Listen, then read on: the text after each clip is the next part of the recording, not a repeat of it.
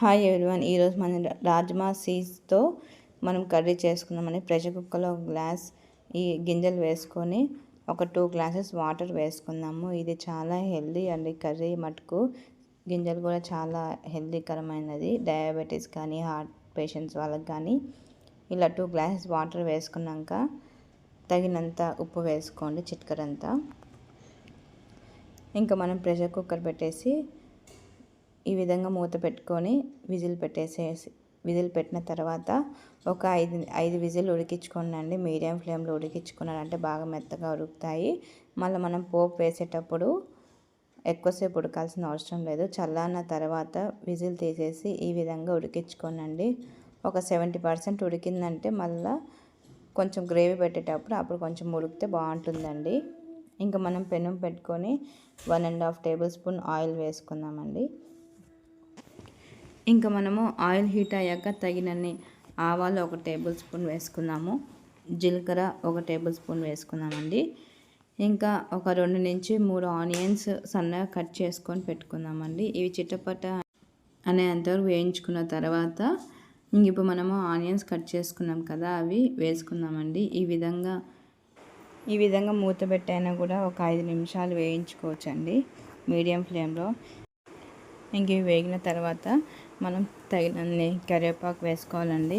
ఒక 10 నుంచి 15 రెమ్మల వరకు.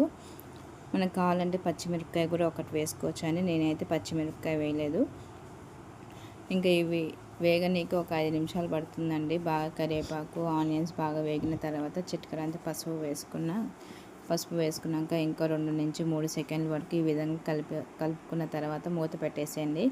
ఒక 2 సెకండ్ల తర్వాత మూత తీసి చూడండి.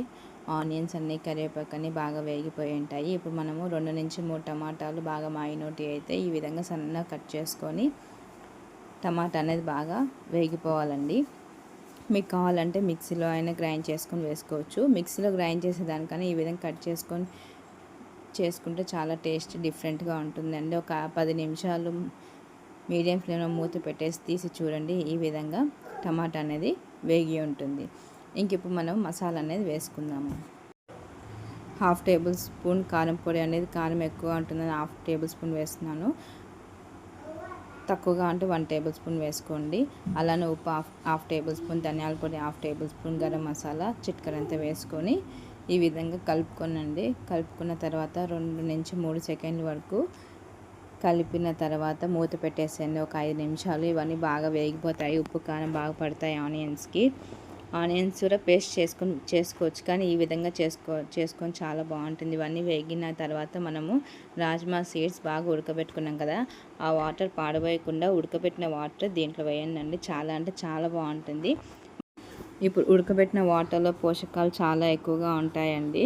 ఇంకా మీకు కొంచెం గ్రేవీగా కావాలనుకుంటే తగినన్ని వాటర్ వేసుకోండి, లేదంటే ఆ గ్రేవీతోనే సరిపోతుంది. ఒక 5 నుంచి 10 నిమిషాలు ఈ విధంగా ఉడికించుకున్నాక మనం రాజ్మా సీడ్స్ కొంచెం పక్కన తీసుకొని ఈ విధంగా మెత్తగా నలిపి వేసారంటే టేస్ట్ మటుకు చాలా బాగుంటుంది. ఖచ్చితంగా ట్రై చేయండి. చాలామంది పేస్ట్ చేస్తూ ఉంటారు. ఈ విధంగా చేసుకొని చాలా అంటే చాలా బాగుంటుందండి. ఆనియన్స్ ఉడికేసరికి ఆ ఆనియన్ సూప్ అంతా బాగా టేస్టీగా ఉంటుంది. ఇంక మనం తగినంత కొత్తిమీర వేసుకొని ఉడికిన తర్వాత వేసుకోవాలండి. చూడండి 10 నిమిషాల తర్వాత పైన నూనె తేలేంత వరకు ఉడికించుకోండి. ఒక 10 నిమిషాలు తర్వాత కొత్తిమీర వేసుకొని సర్వ్ చేసుకోండి. ఎంతో రుచికరమైన రాజ్మా సీడ్స్ కర్రీ అండి. ఖచ్చితంగా ట్రై చేయండి. అన్నంలోకి, చపాతీలోకి కానీ, డయాబెటిక్స్కి, హార్ట్ పేషెంట్కి చాలా బాగుంటుంది. ఖచ్చితంగా ట్రై చేయండి. ఎంతో రుచికరమైన రాజ్మా సీడ్స్ అండి. Thank you.